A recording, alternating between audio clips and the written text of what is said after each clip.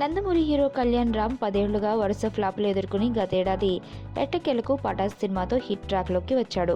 ఆ సినిమా అలా హిట్ అయిందో లేదో కళ్యాణ్కు మళ్లీ కష్టాలు కంటిన్యూ అయ్యాయి.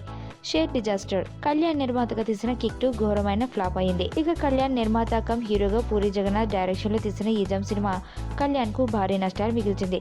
పూరి ఫామ్లో లేకపోయినా గుడ్డిగా నమ్మి నిండా మునిగిపోయాడు కళ్యాణ్ రామ్. వరుస దెబ్బలతో కళ్యాణ్ రామ్ పీక లోతుల్లో అప్పుల్లో మునిగిపోయాడట. ఈ అప్పుల ఊపిలోంచి బయటపడాలంటే కళ్యాణ్ వెంటనే ఓ సినిమా చేయాలి. అది కూడా చిన్న చితగా సినిమా సరిపోదు కనుక ఎన్టీఆర్తోనే తీసి తీరాలి. కళ్యాణ్ కష్టాలు ఇలా ఉంటే వరుస హిట్లతో ఉన్న ఎన్టీఆర్ స్టామినాకు సరైన దర్శకుడు దొరకడం లేదట. పెద్ద దర్శకులు ఎవరు కమిట్మెంట్స్ వాళ్ళకున్నాయి. సర్దార్ లాంటి డిజాస్టర్ మూవీ ఇచ్చిన బాబీ చెప్పిన కథ ఎన్టీఆర్కు బాగా నచ్చిందట. మరి ఎన్టీఆర్ ఫైనల్గా బాబీకి ఓటేస్తే ఆ సినిమాను అన్న కళ్యాణ్ రామ్ బ్యానర్లోనే చేసేందుకు డిసైడ్ అయ్యాడట. ఏదేమైనా ఎన్టీఆర్ ఏ డైరెక్టర్తో చేసినా తన నెక్స్ట్ సినిమాను మాత్రం అన్న బ్యానర్లోనే చేసి అన్న అప్పులు తీర్చేయాలని డిసైడ్ అయ్యాడట.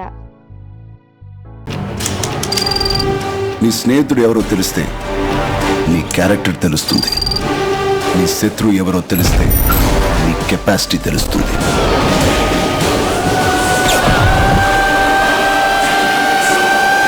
నా శత్రుని సెలెక్ట్ చేసుకున్నాను.